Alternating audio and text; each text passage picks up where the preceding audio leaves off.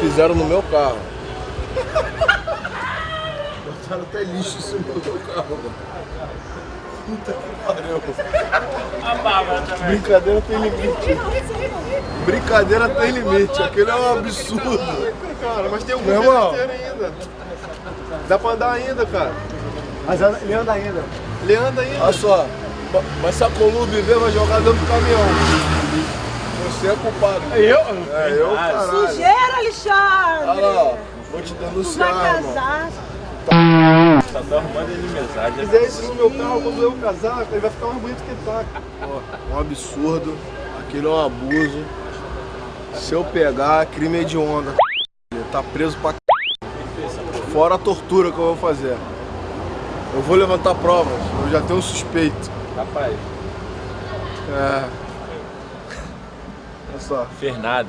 Não fez nada. Fernada. Ferrado. Eu tenho um partícipe. É esse moleque. Eu colhi um pirulito no meio do para-brisa. Avisei 4 meses depois que fui eu. O resultado. Seria uma vingança, talvez?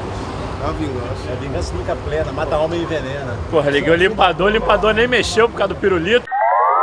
O pirulito ganhou o limpador de para-brisa, tá de sacanagem, ó. Porra, tá ferrado, moleque. Não perdoo.